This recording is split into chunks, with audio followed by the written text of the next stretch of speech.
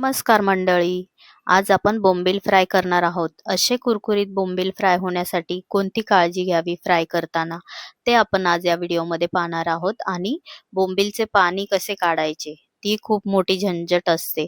तर ते पाणी आपण कसं एक ट्रिक वापरून त्याचं पाणी वेगळं करणार आहे, ते आपण या व्हिडिओमध्ये पाहणार आहोत. तर हा व्हिडिओ पूर्ण बघा आणि आवडल्यास लाईक आणि सबस्क्राईब करायला विसरू नका. तर आपण हे बोंबील आणलेले आहेत बाजारात. आज मस्त बोंबील भेटले तर घेऊन आले. म्हटलं चला व्हिडिओ शेअर करूया आज तुमच्या बरोबर. तर हे बोंबील आणलेले आहेत. मी घेतानाच त्या बाईकडनं असे मच्छीवालीकडनं आहेत ना, डोकी वगैरे त्याचे आहे ना साफ करून घेतलेले आहेत.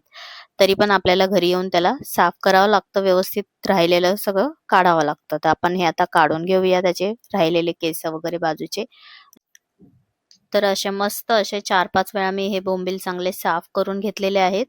बघू शकता स्वच्छ झालेले आहेत आपले बोंबील एकदम व्यवस्थितपणे. आता आपण त्याचं पाणी काढण्यासाठी ही ट्रिक वापरणार आहोत. तर इथे आपण लिंबू घालायचं आहे. अर्ध लिंबू इथे मी पिळणार आहे. अर्ध लिंबू आणि थोडंसं मीठ हे ना चांगलं त्याला चोळून ठेवायचं, म्हणजे त्याचं पाणी आहे ना आपोआप निघतं. अजिबात मेहनत घ्यावी लागत नाही. बघू शकता तुम्ही. आता हे व्यवस्थित चांगलं आहे ना मिक्स करून घ्यायचं. सगळीकडे व्यवस्थित असं लिंबू आणि हे मीठ आहे ना व्यवस्थित लागलं पाहिजे. असं चोळून झाल्यानंतर आपण त्याला आहे ना 10 मिनिटांसाठी तरी झाकून ठेवायचं. 10 मिनिटांनंतर बघितलात ना की पाणी आहे ना आपोआप सुटलेलं असणार बोंबलाला. आणि बोंबील आहेत ना थोडेसे असे कडक टाईप होतात याच्यामध्ये ठेवल्यानंतर, म्हणजे आपल्याला पिळताही येतात ते बरोबर. बघू शकता असं दाबलं ना की त्याचं राहिलेलं पाणी आपण काढू शकतो.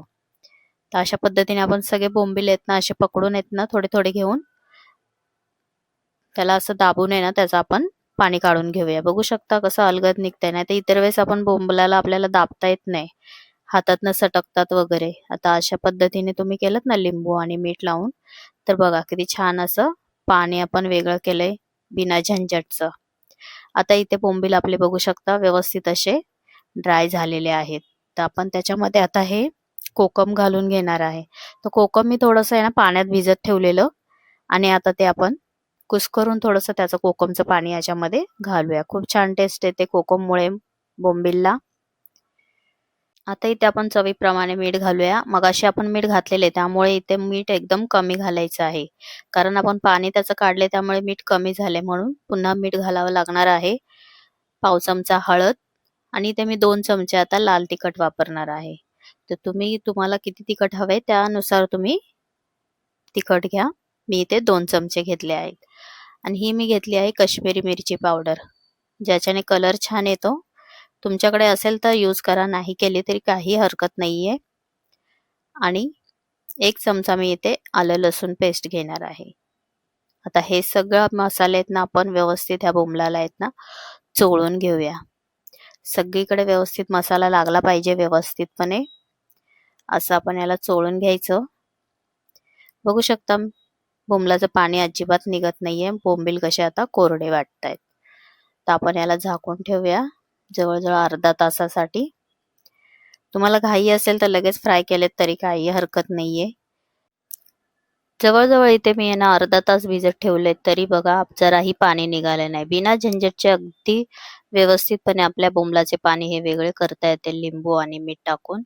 आता इथे कोटिंगसाठी मी घेतलं आहे रवा आणि तांदळाचं पीठ, आणि त्याच्यामध्ये आता थोडंसं टेस्टसाठी लाल तिखट आणि मीठ घालून घ्यायचं, आणि ते मिक्स करून घेऊया आता व्यवस्थित.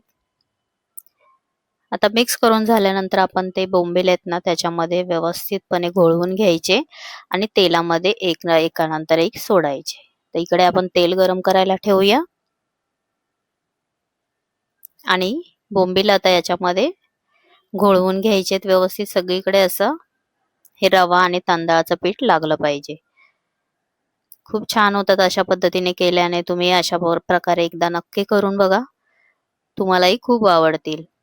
तर बोंबील तळतानाची घ्यायची काळजी म्हणजे बोंबील कधीही एकमेकांना चिटकवून ठेवायचे नाहीत, कारण हे आपण अख्खे बोंबील फ्राय करतोय त्यामुळे ते एकमेकांना अजिबात चिटकवायचे नाही. त्यांच्यामध्ये गॅप ठेवायचा, तेव्हा ते छान असे होतात, नाही तर ते एकमेकांना चिटकून जातात. एक साईडने व्यवस्थित झाले असं आपल्याला वाटल्यावरच आपण त्याला उलटे करायचे आहेत.